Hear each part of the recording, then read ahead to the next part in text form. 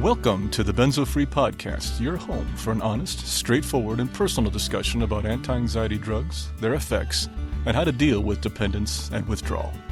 Whether you have taken benzodiazepines, Z drugs, or any other tranquilizers, know someone who has, or you just want help dealing with chronic anxiety and insomnia, this is your podcast. I'm your host, D.E. Foster, author of the book, Benzo Free, The World of Anti-Anxiety Drugs and the Reality of Withdrawal. I'm so glad you joined us today. Please stick around and let me bend your ear for a few minutes. You just might feel a little better on the other side.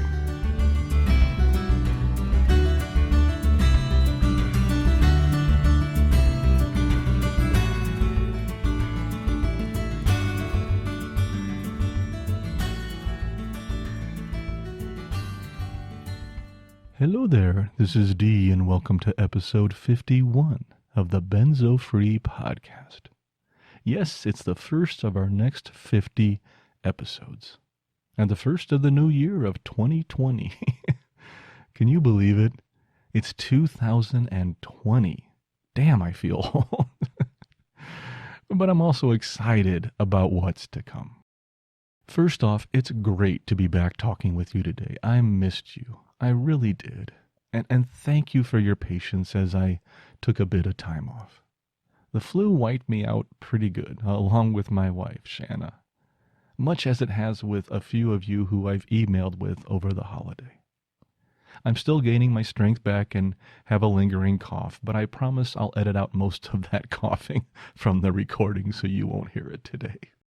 And of course, the illness also kicked off a strong wave of withdrawal symptoms. Big surprise there, right? But both my wife and I are getting better, and I'm grateful that we had the time to rest and recover. And I really hope that the holidays and New Year are treating you well. Most of all, I hope that each of you found some way to find some calm, relaxation, and even joy in the holiday break, even if it was just for a few minutes. I know that this is a hard time for so many of you, but I hope you have found some peace in the midst of all this mess. And since we have a guest for our feature today, I will be keeping the introduction shorter, much shorter than usual. This isn't easy, since I feel that I have so much to share with you about so many things. We have a lot of new things coming to the podcast and website, and there has been a lot going on here in the Benzo community. Exciting progress in many areas and new support opportunities and resources all over the place. But I'll have to learn some patience, and we'll get to all that in the coming weeks. We just don't have time to today. Today we will have an abbreviated format. We will have our introduction, which you just heard, brief as it may have been. Then we will have our feature and our moment of peace. There's no mailbag or Benzo story today. Please, if you submitted in comments, questions, or your story for me to share, I have those. I promise I'm going to get to those. It's just hard to fit them into the format when we have a guest on the podcast. So thank you for your patience, and please know that we will start to share more of those in the coming weeks. Our feature today is part one of a two-part conversation in and around the documentary film Medicating Normal, which premieres January 16th and 17th at the Santa Barbara Film Festival. Today in part one, we have a wonderful conversation with Lynn Cunningham, co-director and co-producer of this film. And next week, we will be speaking with Angela Peacock, whose story was highlighted in the film. I had a wonderful time talking with both Lynn and Angie, and I'm so glad they took their time to speak with us as they prepare for their big premiere. But before we jump into that feature, I do want to remind you that we still need feedback, as always. Questions, comments, stories, suggestions, corrections, additions, or your reaction to the thought that your future self is probably going to wonder what the hell you were thinking about something you do today. Anyway, this is your podcast, and the more content I can share from you, the more Benzo-free becomes the community it was designed to be. So please, tell us what you think. Visit our feedback form at benzofree.org/feedback, or email us at podcast@benzofree.org, or comment directly on the podcast blog post itself for others to see. And don't forget to sign up for our mailing list at benzofree.org/subscribe. And one last thing. The Benzo Free Podcast is for informational purposes only and should never be considered medical advice.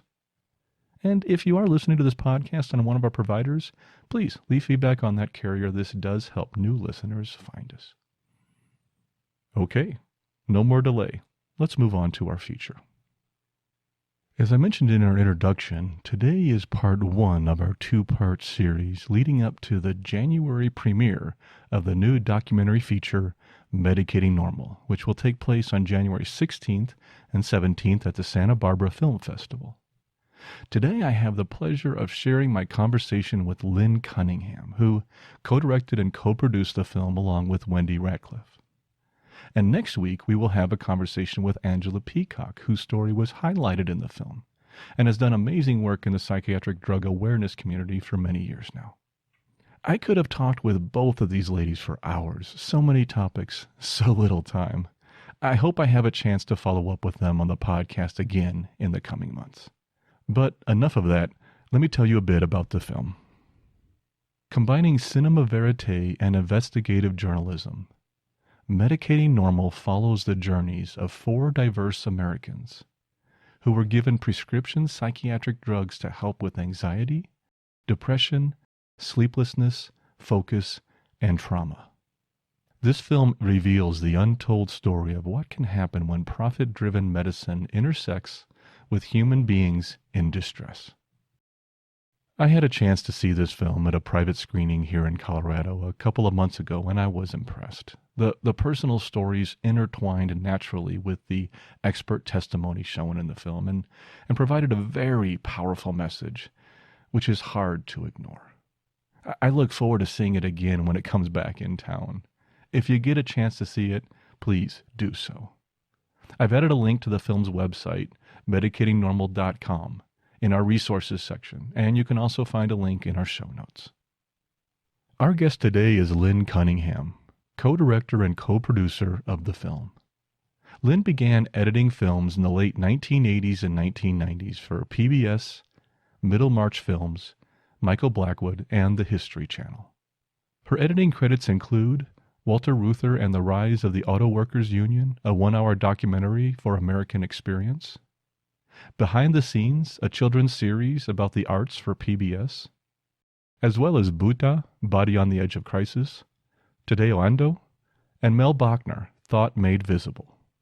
In the late 1990s, as an Asahi Shimbun Fellow, Lynn directed and produced A Quiet Revolution, The Emergence of Alternative Education in Japan, about Japan's school refusal movement that won the 1997 Japan Times Award for films and videos about Japan. Lynn holds a BA in Architecture from Yale University in 1983. Now, let's welcome Lynn to the podcast. Hello, Lynn. Well, welcome to the podcast. It's so nice to have you as a guest today. Thank you, Dee. Thank you so much for having us. Oh, or me. It's my pleasure. I'm really happy to have a chance to talk to you, and of course Angela again. Probably I'll be talking to her next week. So I'm so grateful that you all took the time to talk to us and talk to our listeners. That was really nice of you. I know your schedule is probably crazy busy right now with premiere coming up soon. Is that correct? Yes, we are premiering at the Santa Barbara Film Festival on the 16th of January. Oh, that is wonderful. I'm really excited for you. That's great. Yeah. Why don't you start out by telling me a little bit about, and tell our listeners a little bit about yourself and your background in film. I was reading your bio and really impressed, so it'd be nice to kind of know what your experience has been, and then we can talk about what led you to this movie.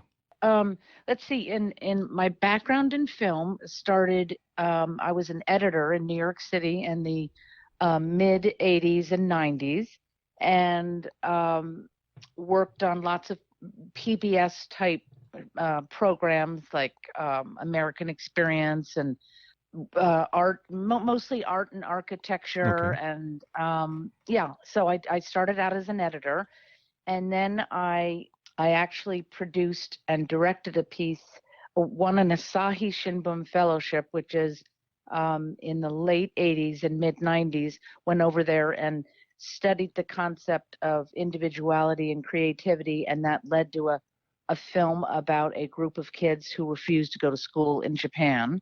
Oh, okay. And then came back to the States and was got involved with parenting and raising children. I always had film projects going on, but I sort of made parenting my main profession at that Okay. time. And then like 2015, got back into it full on with this film. Oh, good. So, You have a, I noticed on your bio you have a BA in architecture from Yale. What got you into editing? oh yes, I did. Well, I guess I love the visual world, and I love the spatial world. And but I realized after that was that, well, I actually couldn't. As an architect, I enjoyed the history of it and Okay. the spatial aspect of it, and it led very quickly into photography.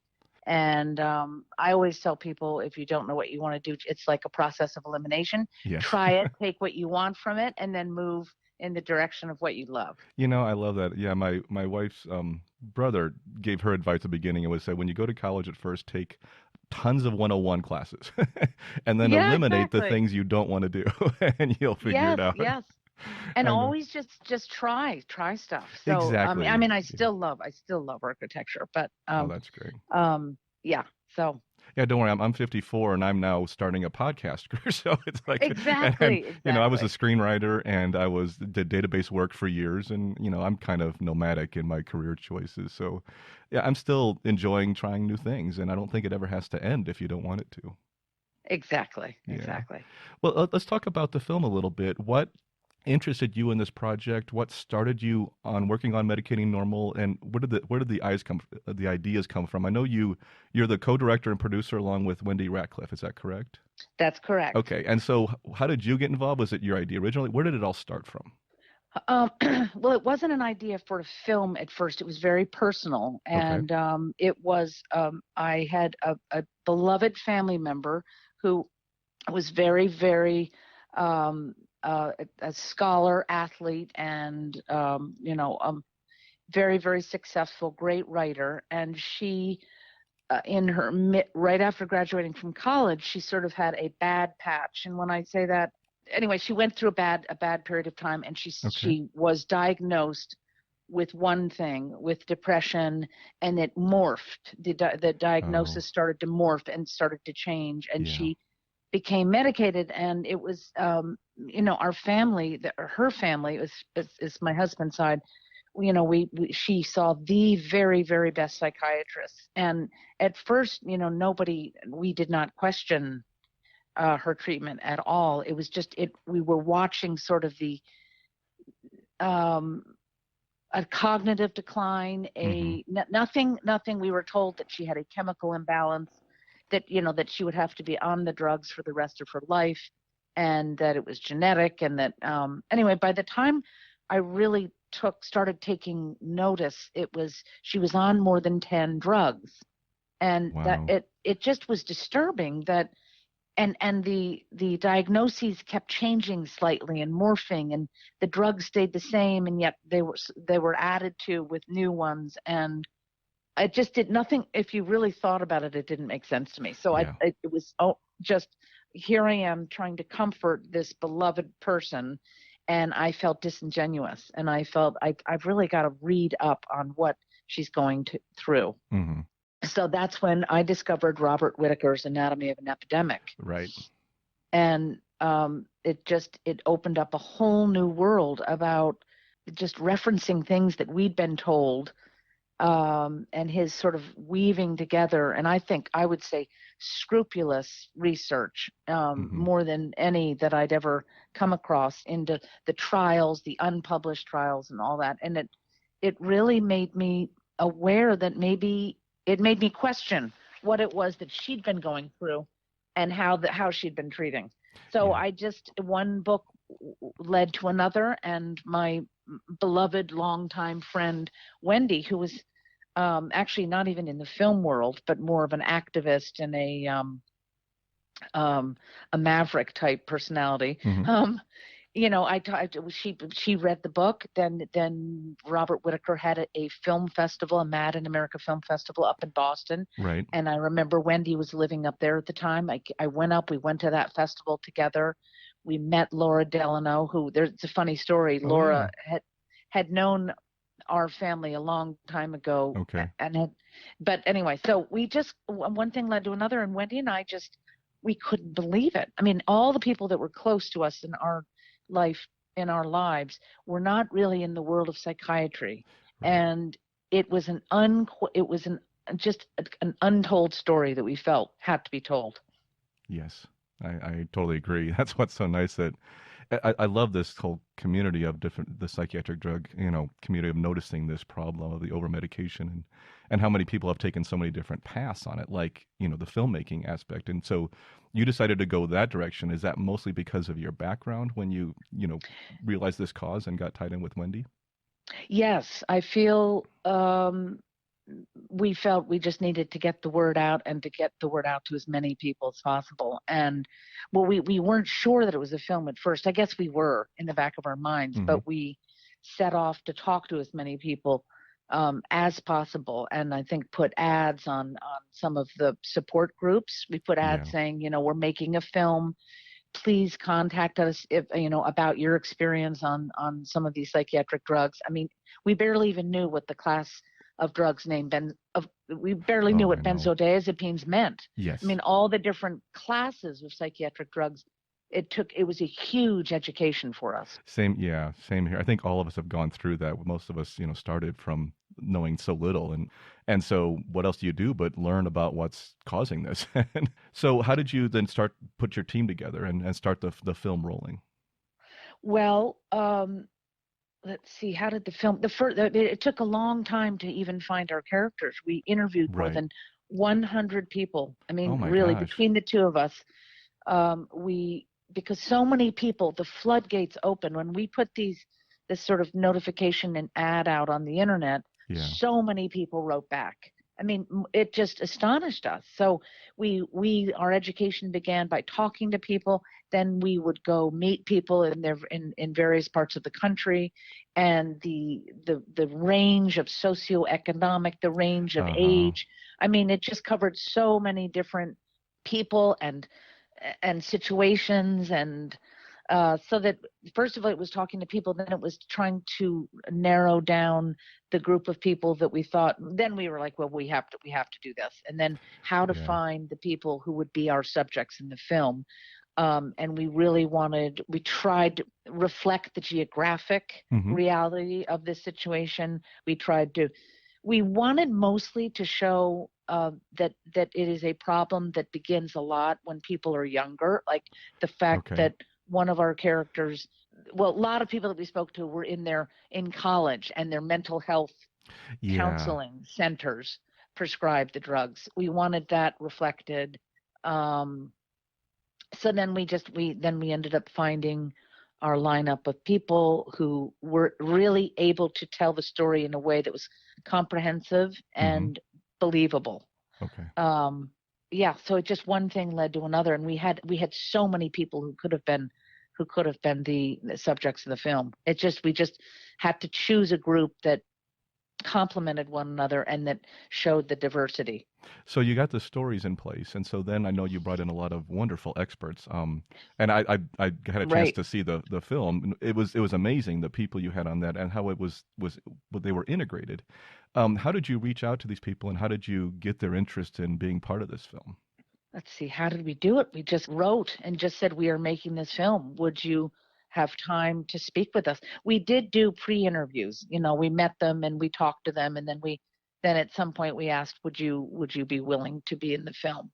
And the important thing about the experts, because the film really is driven by and I think is so powerful because it's the human stories It's story drive it. driven. Yes. Right, it's Yes. story driven, but the experts, really, we wanted to show that in their expert opinion and in their expert experience, there was, you know, they backed up some of the points that were in these stories, because otherwise, so many psychiatrists or people who are not familiar with the situation would say, oh, but that's a one-off. That's not reflective of what's really out there. Yeah. It's crazy. I correspond with a lot of people through the podcast, daily, and I get that a lot. So many people that are just feeling written off either by, their psychiatrist or by their GP or, even by their counselor, who say, Yeah. well, you're just the exception. And it's like, no, no, you're not. you know, Yeah. and most of them are just looking for somebody to validate and say, this is real. This is a real condition. It was caused by these drugs. And Yeah. what you're going through, other people have been through. And here's some information that might help you. And so many of them just need that. And so many are still looking for that. That's why I think films like this are so critical, because it gets that message out to the mass audience that doesn't know about this yet. Yeah. Yeah. And one thing about our experts, and it isn't true about all of them, but it pretty much is. Even Bob Whitaker, all of them describe having been in a situation or thought one way about the world or practiced one way or prescribed the drugs one way and then realized what they were doing was not right, or and started to change their own perception of the world. And not everyone can do that, and I sort of take my hat off to our experts, because every single one of them, you know, at least the MDs and the psychologists, Yeah, prescribe drugs and exactly. describe them without blinking. So that to me is such a sign of a hero, that someone can look at what they're doing and say, wait a minute, maybe I'm Yeah. not doing the right thing. Yeah, like Anna Lemke, I think, had some really good information in that, and some of the psychologists too that you spoke to, just the information that was fed into, like you said, supplement the stories, Yeah. just added that credibility to, to their stories. Not that it was needed, but I know that helps get that message and validate that message. Yeah. Well, we couldn't include our psychiatrists, our experts' turnaround stories in our film. Right. But just to give you some background on why we sort of honored them and admired them as experts, is that they didn't always believe what they told us. Yeah. You know, they set out, and it was sort of a reawakening process for them too, Yep. which I think is the sign of a great human being. I agree. I agree. One of the people I've had on the podcast before was Dr. Stephen Wright, and he and I work together on different things here in the state. And same thing, he calls himself a reformed prescriber. Yeah, exactly, And I love exactly. that. I love he opens every lecture now. He talks about with benzodiazepines. He says, "I am a reformed prescriber," and I just think Yeah, that's great yeah, to come right out and say it. This is what I used to prescribe. I used to do it all the time, and I learned that this wasn't appropriate. And yeah. I learned the truth about things. And I think one by one that is happening. So Yeah. so tell me a little bit about you got the film done, and then you started to. I know you were editing it down and getting it. How long did it take you from start to finish to get it ready before Um, you could start the private screenings? yeah, well, the rough cut phase, I mean, to get the rough cut, I think we showed a rough cut at NYU Okay. in early 2018, and that was in January of 2018, and that was more like a string out. And we wanted to know, it was really great to be able to do this at NYU because the kids were young, Yeah. they were studying film, and we wanted to know, do we have something here that's going to appeal to this group, this age group? Hmm. And they loved it. They loved it. They gave great feedback. Um, and we had more interviewing to do. From that, we had to film more, and you have to remember, we're following our subjects. Right. Their stories and their lives are ongoing, so it wasn't just that we had to go back and see how they were doing after a certain amount of time, which we thought was critical. Yes. It's not a let's just go in and interview and see how you're doing. It's a 2 and 3 year process, and that's true about lots of documentary film. Absolutely. And I think most people, I come out of the film industry myself too, and so many people just don't understand what a feature film, and especially documentary film, takes to get ready, and to have it Yeah, ready for it's years of work. And I think a lot of people yeah, think it takes 6 months. No, it's years of work to put one of these together. yeah, absolutely. It, And it really was. And that process of, the rough cut, and we had a wonderful team. I mean, Wendy's a great partner. yeah, Her strengths are we complement each other. Um, Muffy Meyer, right, who your producer. is, Yeah, yeah, she's Middlemarch Films and has made many, many, many, many fantastic films. right. Extremely experienced and more of a diplomat. And the team, in the editing team, she was the most pro drug of all of us. Oh, okay. So it was really important that someone be in that editing room going, that's just Yes, not true. I know many people who love their drugs. I like that. And Yeah. right? And they're not going to buy into this film or believe you one Yeah. iota if you come down too hard on it. And we kept saying, and Wendy was sort of the other end, and we kept saying, but you know, it was a big tension, and it was a healthy tension. Yeah, I love that that came out. And I felt that with the film too, that it was more balanced. And I think our message is so hard to get out there if we're not looking at both sides and looking at this objectively. Because if Yes. we become more of extreme, message, then people are going to write us off. We need to have Yeah. the evidence. We need to, consider both sides and realize that maybe not all these drugs are all entirely horrible. It's just, but people are being over medicated, and we need to look at them one by one and say, hey, this isn't working for this, or this should not be prescribed long term, or these should not be prescribed for these people this often. Yes. Yes. And we didn't want to demonize for that reason. We also didn't want to even the doctors who were harming with their prescriptions. Hmm. We didn't see the point in making them into evil doers, because I mean, most people who go into the profession of wanting to be a doctor want to do it to help people. Exactly, exactly. And it doesn't convince them, taking them on doesn't convince them to change their ways. Yeah. There's better ways of doing it. I couldn't agree more. I'm so glad that, it has that approach, because I think that's the way we're going to make this change. And it's just going to take time. But this kind of movie is really moving in that right direction. Um, so after the NYU, you mentioned it was a rough cut, or I think a string out, you were saying. And then where did you go from there? What was your next step? Well, it just took. We had more filming to do even then. We had some worries because the kids. I mean, everyone. A lot of our small test audiences. It was a lot to take on 5 characters because each of their Okay. stories, even as it is now, had to be especially Dave Cope's story. It had to be Yeah. compressed in a way that if viewers knew the real story, it would blow their socks off. But Hmm. it had to be compressed because we're trying to, tell these 5 stories, weave in the expert opinions, and it was just. We had a big worry that we had maybe one too many stories going on, but we didn't want to. We didn't want to let go of anybody. So it took a lot of, we had a lot more filming to do at that point. Right. I would say by the summertime, we had a pretty good, solid rough cut. Okay. And then in the fall, we were preoccupied with all the animation. All the animation needed to be, um, again, very, very simple because as you know, Dee, these concepts are so, like even the concept of trying to explain what a chemical Oh imbalance yeah. is, Hmm. um, and our corruption story, the whole pharmaceutical corruption thing was so complicated. And so we knew that we needed to simplify, try Right. to convey in a very visually simple way, but powerful way. So it just took all that takes a long time. And I have to say that was very successful. That came across very clean, I thought, and was handled so well. It was a nice job, Lynn.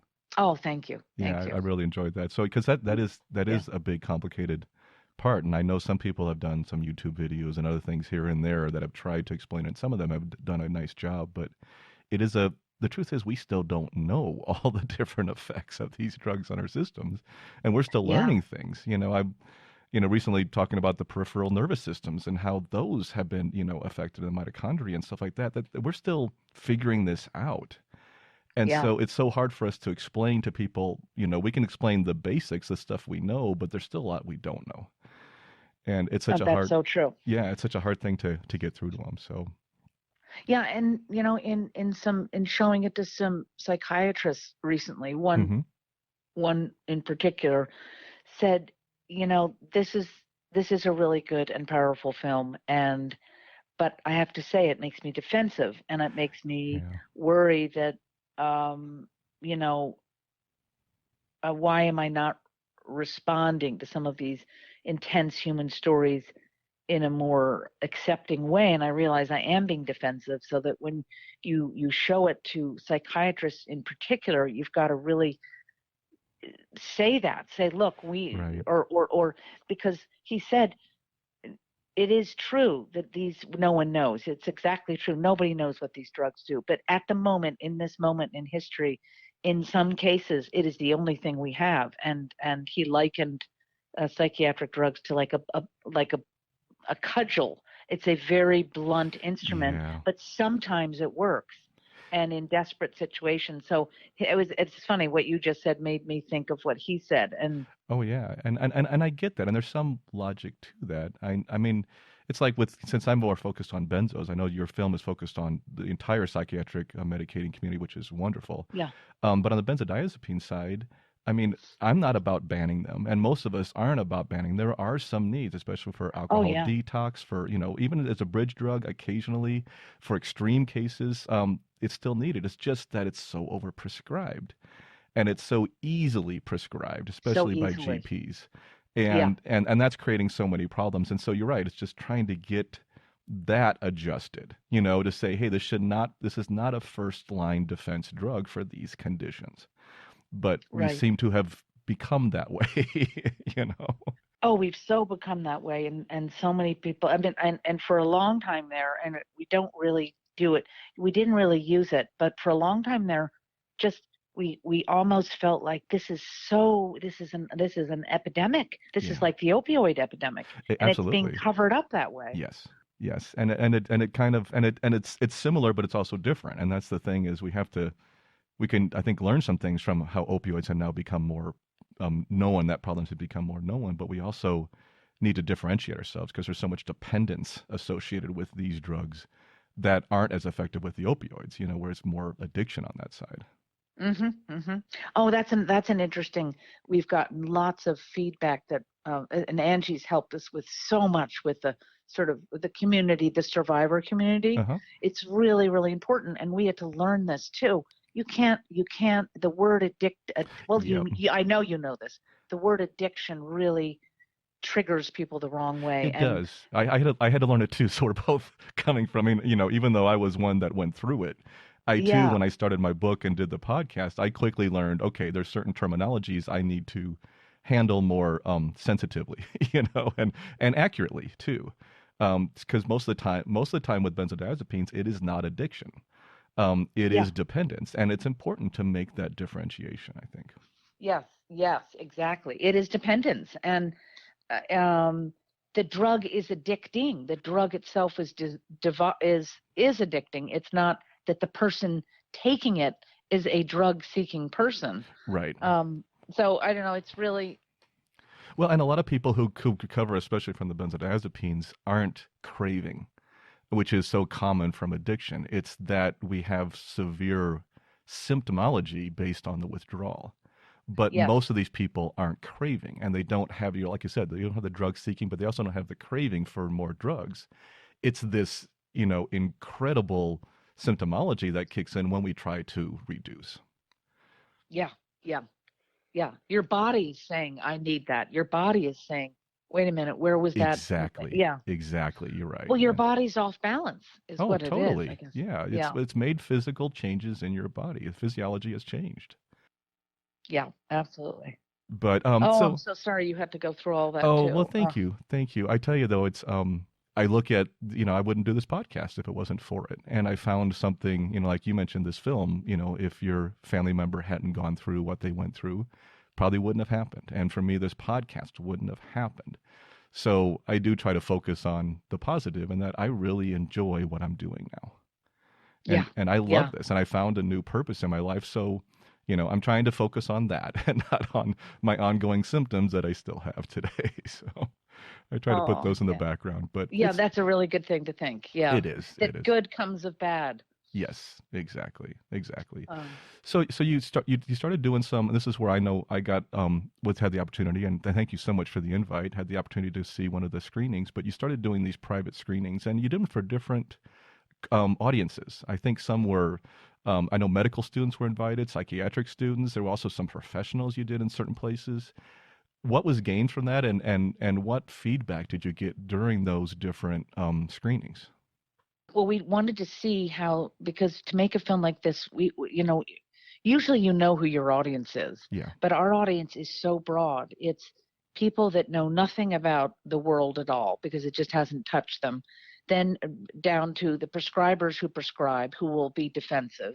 right. Um, the people that don't know anything about it just assume that they're every, anything that a doctor says is right and they should never question it. So there were so many different constituencies Mm-hmm. that we felt that these screenings are really important in just seeing, because we want to create a dialogue. The whole purpose of the film is to create a dialogue so that different people in different constituencies can see the responses for the film. I mean, I feel in many ways, and of course I've seen this film a lot now, that the discussion after the film is as interesting as the Yes. film itself.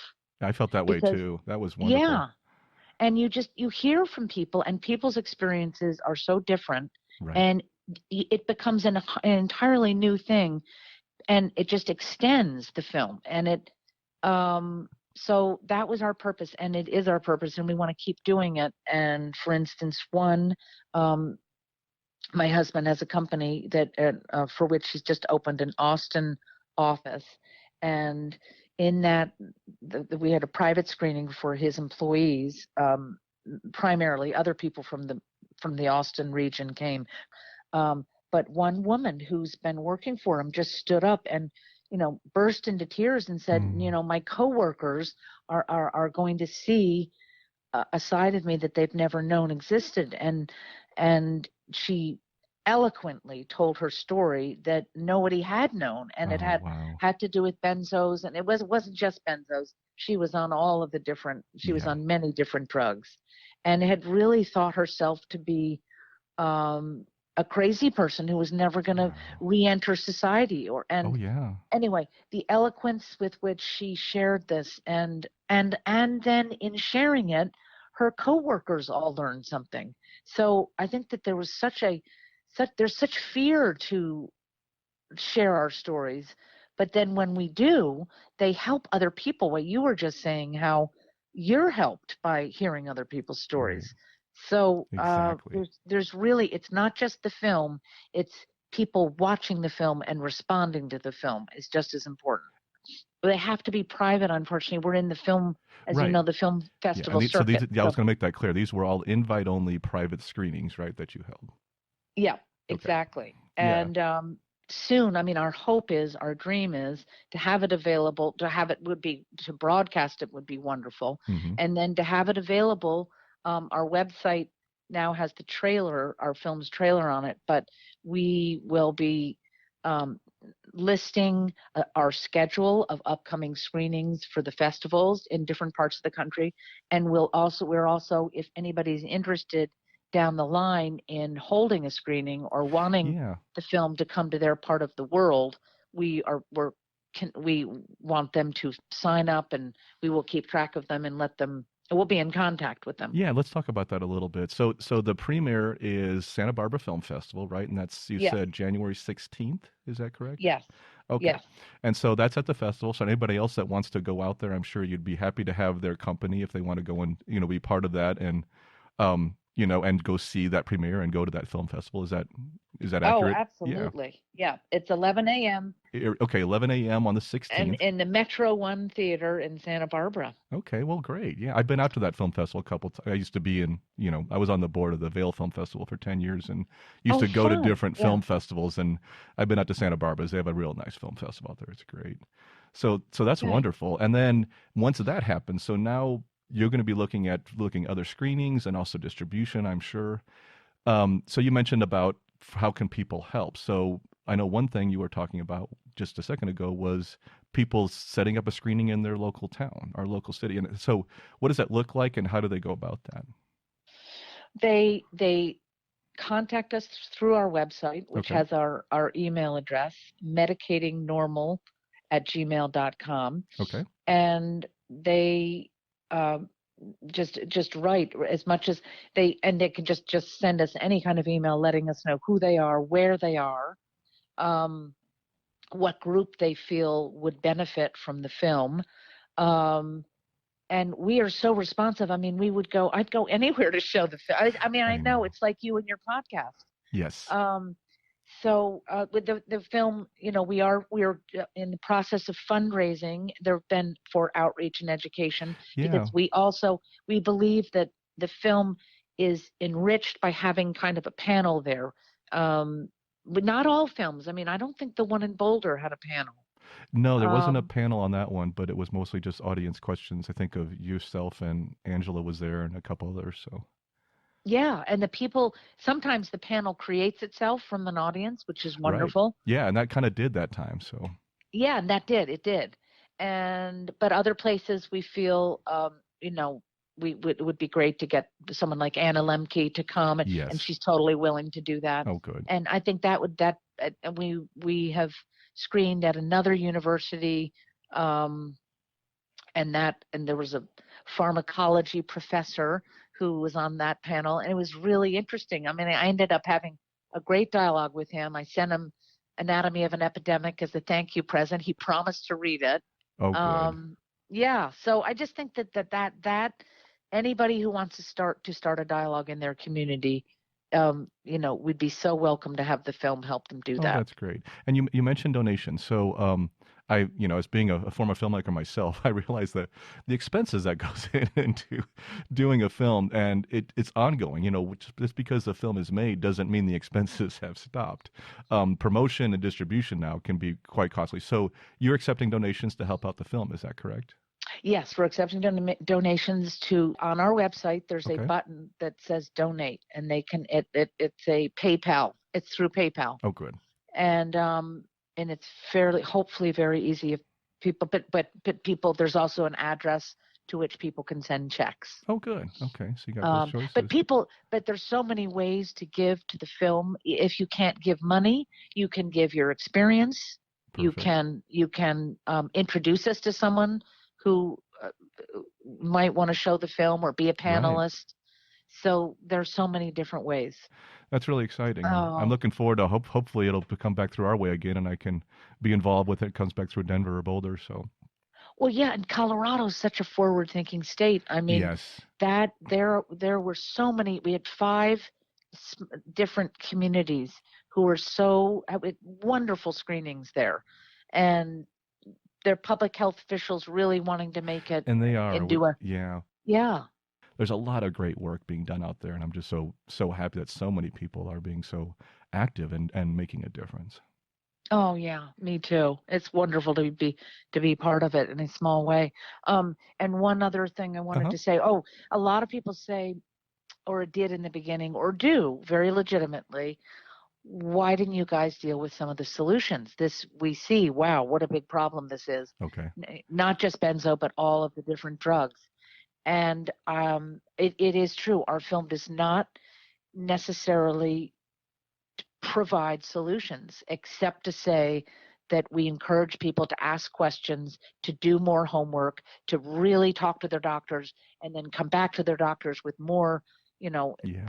with things, read and then come back to the doctor after having read something, and be more active in their own mental health care, I think. But entire film could be made on solutions, because Yeah. they're so varied and wonderful, and they work for some people, they don't work for other people.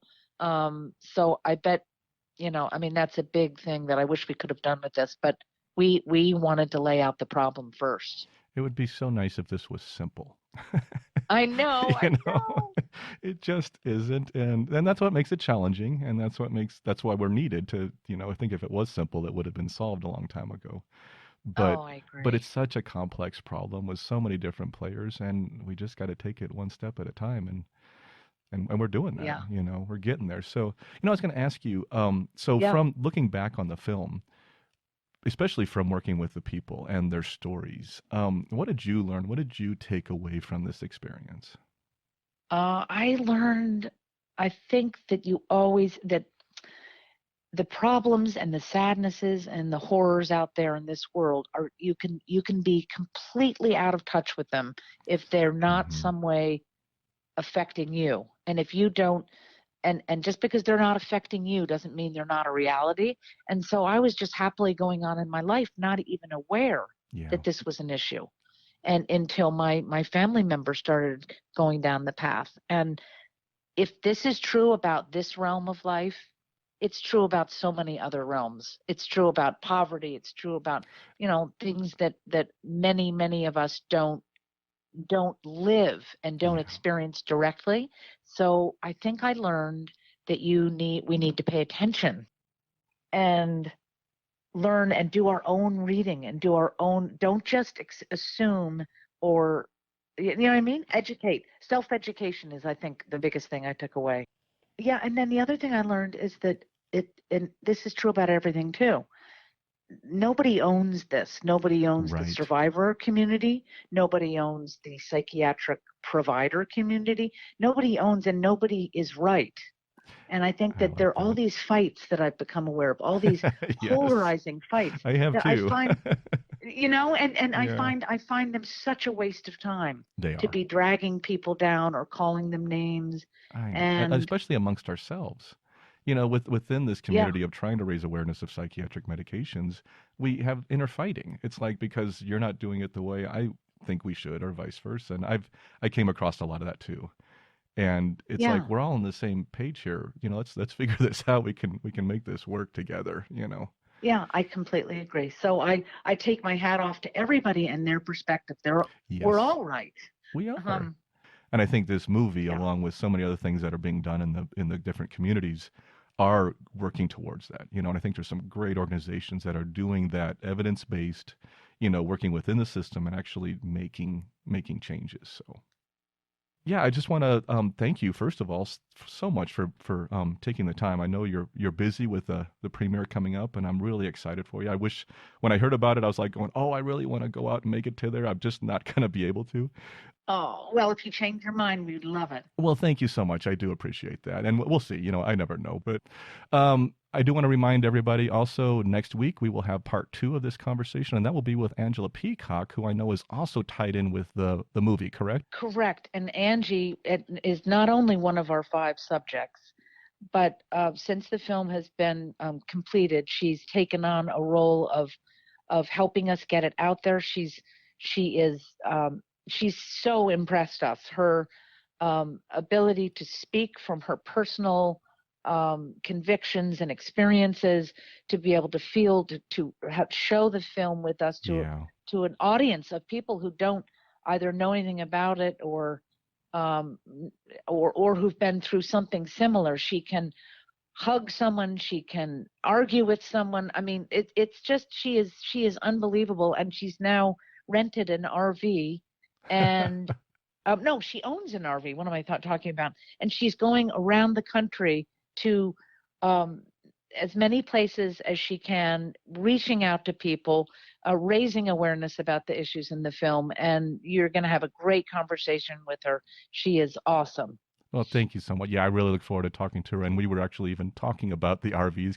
I loved hearing about what she's doing on the road. And I know she's really dedicated her time to this film and just to being available at screenings all over the country. So, yeah, I'm really excited about getting that chance. So, thank you again, Lynn, so much for being on the podcast today. I really do appreciate it. Where can people go to learn more about the movie, about supporting it, about donating it, about going to seeing screenings of it? You can go to our website, which is medicatingnormal.com. Okay. We have resources listed, research listed. There's a button where you can donate. It'll have a schedule of where the film will be screened, our festival schedule. Yeah, so that's medicatingnormal.com. That's perfect. Thank you so much. And thank you again so much for being on the podcast today, Lynn. I really appreciate it. Oh, Dee, thank you so much for having us. My pleasure. We'll talk to you soon. Okay. Okay, Bye bye. bye. I want to sincerely thank Lynn for taking the time to speak with us today. I realize that with their premiere a little over a week from now, her schedule is very busy. If you want to learn more about this film, please visit their website at medicatingnormal.com. And if you happen to live in the Southern California area, you might want to check out the screenings at the Santa Barbara Film Festival. Next week, we will have part 2 of this series, and we will talk more about the film with Angela Peacock, and about all her other work she is doing to help veterans and all patients struggling with psychiatric medications and their effects. You won't want to miss that one either. But now, before we get on to our moment of peace, please allow me just 30 seconds for our disclaimer. This podcast is for informational purposes only and should not be considered medical advice in any way. The host of this podcast is not a medical professional, nor is he engaged in rendering medical, health, or psychological advice, nor any other kind of personal or professional services. The views and opinions expressed by our listeners and interview guests on this podcast, whether read from textual submissions or presented in their own voice, do not necessarily reflect those of the Benzo Free podcast or of its host. Withdrawal, tapering, or any other change in dosage of benzodiazepines, non-benzodiazepines, or any other prescription drug should only be done under the direct supervision of a licensed physician. Our full disclaimer can be viewed on our website at benzofree.org/disclaimer. And that brings us to our closing, our moment of peace. It's just 1 minute, and it's an opportunity to quiet your mind a bit before you return to the chaos of the real world. The way this works is that I will give a brief introduction, perhaps a suggestion of something to focus on. Then I will play a soft bell which will indicate the start of the 1 minute. This will be followed by another soft bell which will indicate the end of the 1 minute. And that will be the end of the episode. Feel free to continue to meditate if you choose. If not, continue on with your day. And please remember that you should only do this if you are in a safe place where you can close your eyes, relax, and let the world pass by without you for a minute. Today we are going to return to what I call the lighthouse meditation. Our minds can operate at a mile a minute, and at no time is that more obvious than during meditation. That's why I usually say that if your mind wanders, just gently bring it back, because it will wander. Thoughts and feelings just appear, and suddenly we're thinking about something else, sometimes without even noticing it. Today, during meditation, I want you to be aware of this. Watch for the thoughts, wait for them, and notice them when they appear and start to take you away. If a visualization will help you, then imagine you are on the top of a lighthouse, and your thoughts are ships in the night. Notice them and let them pass. Then return to watching again. This practice can be quite illuminating and can help calm an active mind.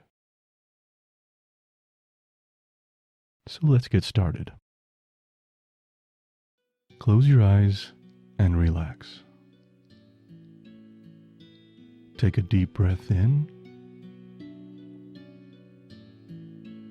Hold it for a second and let it out slowly.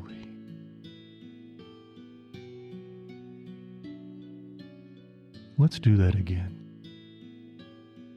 Take a deep breath in. Hold it for a second and let it out slowly along with all the stress of the day. One more time. Take a deep breath in. Hold it for a second. Then let the breath out slowly, relaxing your entire body.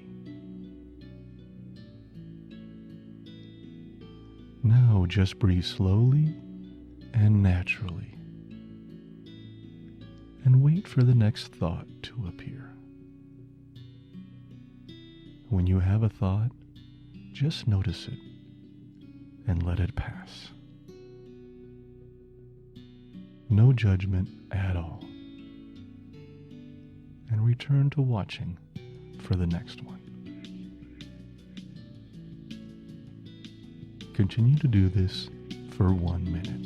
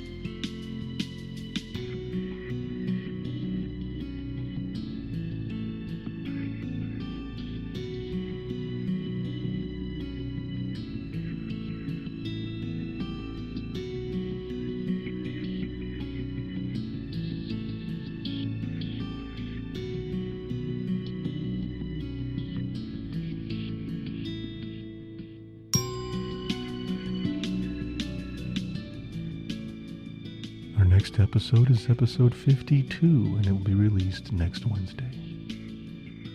Thank you again for joining me today, and please let me know how we did. Keep calm, taper slowly, and take care of yourself. I'll see you next time.